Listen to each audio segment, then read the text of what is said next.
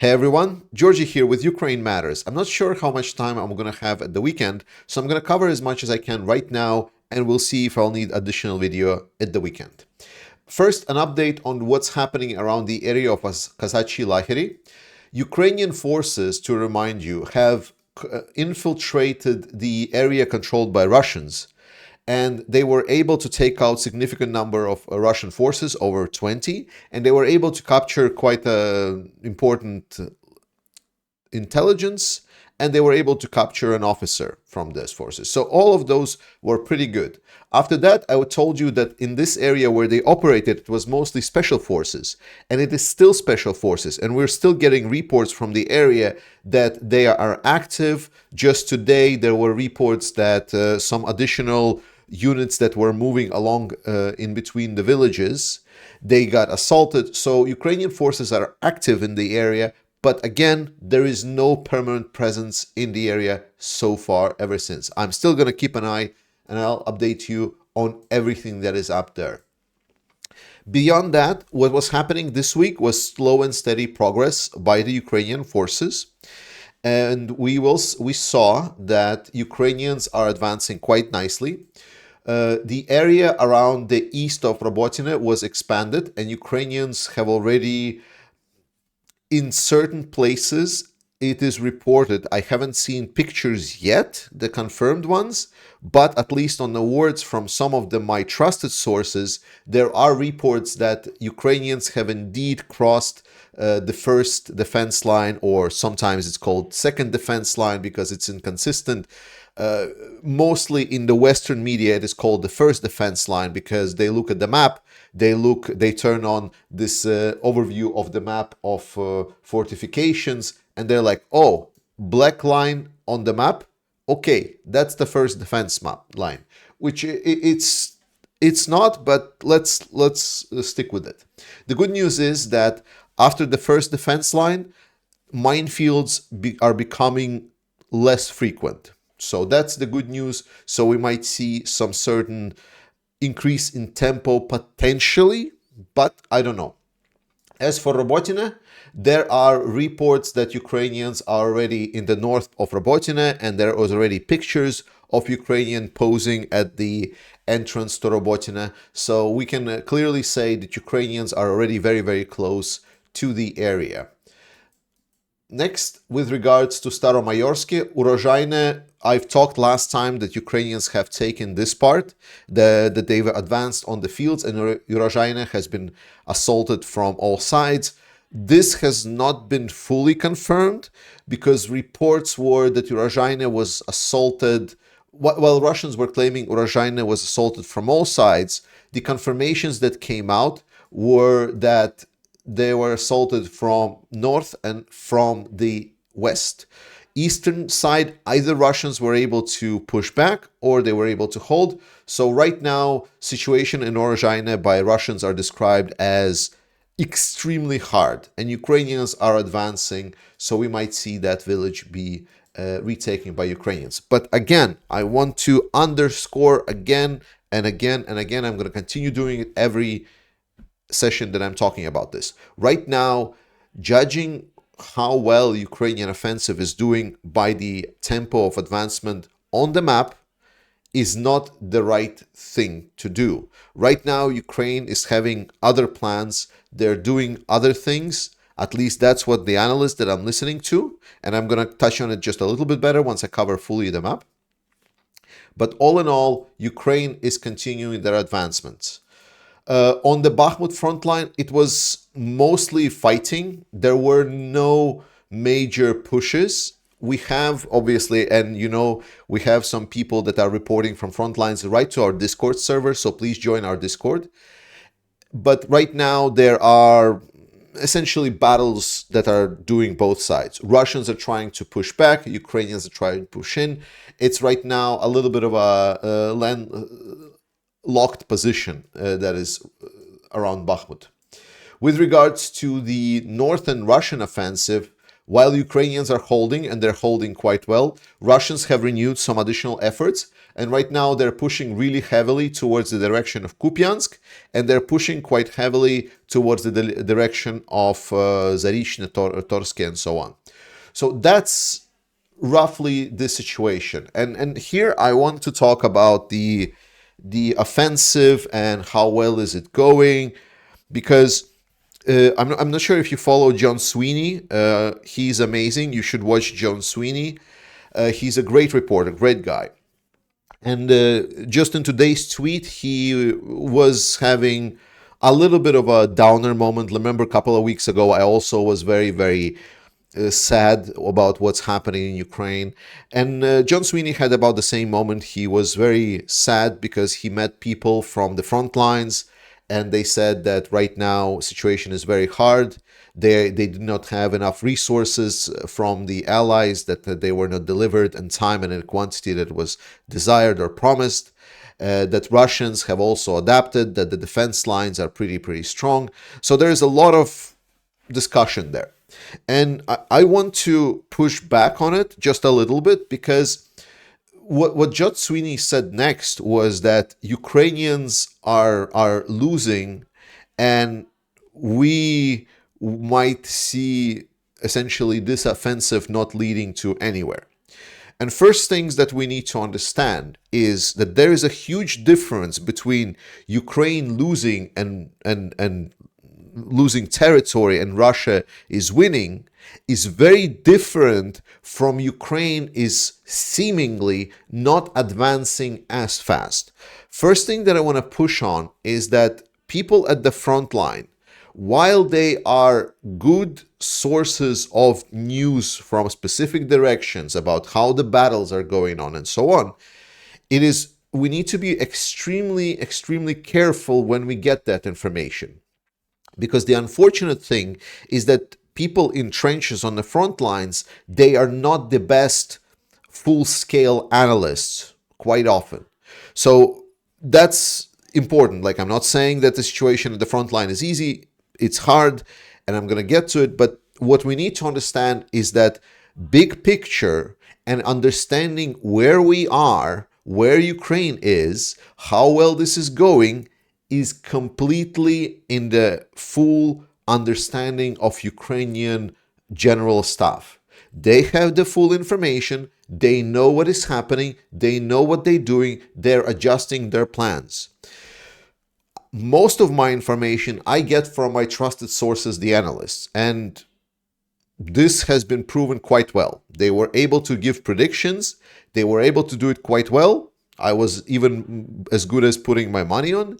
But we need to understand that none of us knows the clear plans, and none of us knows the full capacity of information. So the thing that says to me that Ukraine has a plan and that there are ideas on how to develop this offensive is that we do not see Ukrainians stopping the effort. Because think about it this way. If Ukrainians would understand that Russian defenses are too strong, that there is no way that they can reduce their forces, break through their front lines, why would you still incredibly spend so much resources into offensive operations? At that moment, you would literally stabilize the front line. You would stop sending your troops into offensive, to stop wasting your troops.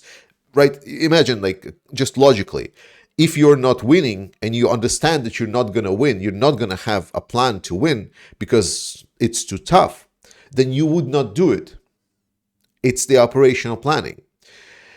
If Ukraine is still doing the offensive, they're sending the forces, and instead of conserving their ammunition, conserving their resources for potential future campaigns, to potentially defend against Russians and do whatever, Ukraine is instead still trying to use some forces at Trit. They're still firing a lot more shells. They're still using HIMARS every day to target enemy artillery. Therefore, I and analysts that I'm listening to are validly assuming that Ukrainians are still having plan.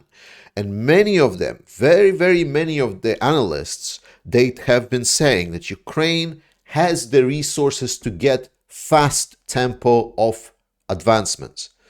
If it would matter, because fast tempo means you need to use more resources.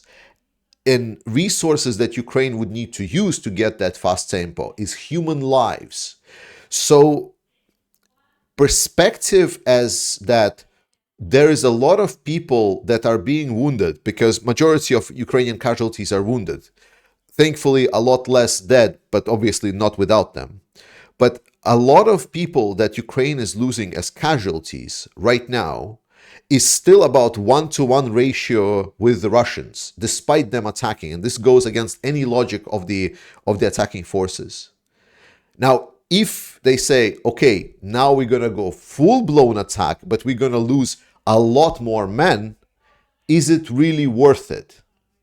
Because they still have time, they still have the time to destroy enemy artillery, they still have time to use their small force tactics that they're using, and they still have time to undermine Russian positions before any kind of threat of autumn with the awful weather comes. And remember, the best time to strike your enemy is always you do the strike, you finish your job, and then the bad weather hits, and then the enemy doesn't have the conditions to counterattack your exhausted forces. Because as you attack, you are exhausting your resources. So to finalize that with John Sweeney argument, people are dying at the front lines. It's war.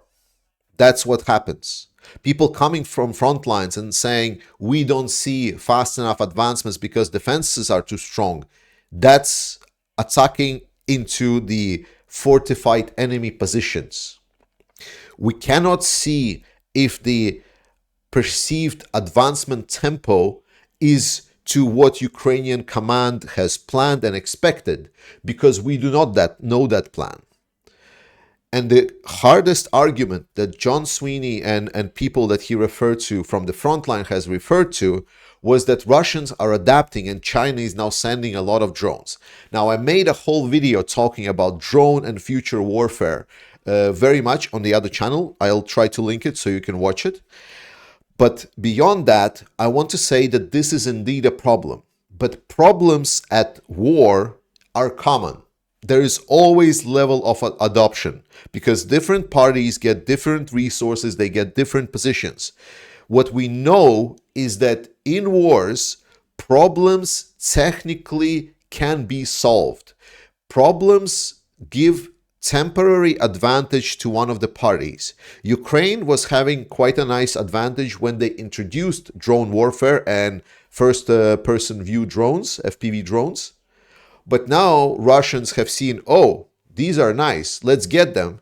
And thankfully, because drone frames are not considered weapons and they are not under sanctions, China is happily selling them to Russia in large enough quantities. So the one that I need to underline why Russia is having a lot of drones is because there is not enough economic sanctions that are pressuring Russia. They are still having disposable income to spare to buy in a lot of these drones. So it's going to be now up to Ukraine to adapt. But what we need to understand is that problems can be solved. What is problematic at war is dilemmas. Dilemmas, that's the problem. Well, that sounds really dumb. Okay, so dilemmas is bad, problems is bad, but it potentially can be solved. So it's always the contest between the shield and the sword. And this is just another round of this. So I don't feel that just having that Russia is suddenly going to have an advantage in certain category of weapons, that this is going to be end all be all, especially because Ukraine is still expected to get F-16s, which is going to be instead a big boost to Ukrainian. So we would like Ukraine to be full-blown over Russia, probably two heads over, but Ukraine is not there yet. Ukraine never was there. Ukraine was always and actually still is the underdog in this awful unprovoked campaign that Russia has started. So what we need to get is that don't panic, think rationally, breathe out. War is brutal. People are dying. Good people are dying. We know that. It is terrible. We know that. People ask me, Georgie, why are you so critical of Western powers? The reason why I'm critical of Western powers and Western leaders is that I know that we in the West, our military, our production, we have the capacity to support Ukraine and supply it with what Ukraine needs to defend themselves and have an advantage over Russia, significant advantage. But we're not doing it. We're drip feeding Ukraine just every month with like small packages of arms or whatnot. That is why I'm critical of us in the West. Not because, oh, Georgia, we already supplied 60 billion or like 100 billion euros to Ukraine. Why you like, can you be a little bit more respectful? Yes, but why so late? Why so slow? I'm critical because I'm pissed, because I know that we can do better. And that's the problem. That's the same attitude that I have for myself. I know that I can do better, for example, and I'm often very angry at myself when I underperform, knowing that I could have done better. And the same anger, exactly the same anger, I have for a lot of Western leaders, a lot of Western powers, that you could have done better. Everyone could have done better. Let's take, for example, the Taurus missiles. Germany says we're not going to provide Ukraine Taurus missiles. Why? Because there is supposedly an international convention that says, oh, you know, it's prohibited to supply countries at war or something with missiles that shoot over 300 kilometers. Wow. So again, Western powers are putting some weird restrictions on specific conventions on Ukraine when Russia is completely denying any conventions. Russia is fighting a genocidal war, whereas us are still trying to pretend that we're playing some kind of game because, oh no, to change those conventions you need United Nations where Russia has veto power. What a load of bullshit. So that is why I'm angry. I am angry because I know we can and we don't do what we need to do. You know what I mean. I don't need to explain it to you. I'm preaching to a choir here. Anyway, people have asked me to incorporate a little bit more humor into this show because apparently I don't know how humor works. So why don't I instead give you this? Here is Shoigu talking about how Ukraine is going to unite with Poland to occupy Western Ukraine. Slava Ukraini, guys. I love you, and I'll see you next time. Watch my second channel. Имеются планы по созданию на регулярной основе так называемого польско-украинского соединения, якобы для обеспечения безопасности Западной Украины, а по сути для последующей оккупации этой территории.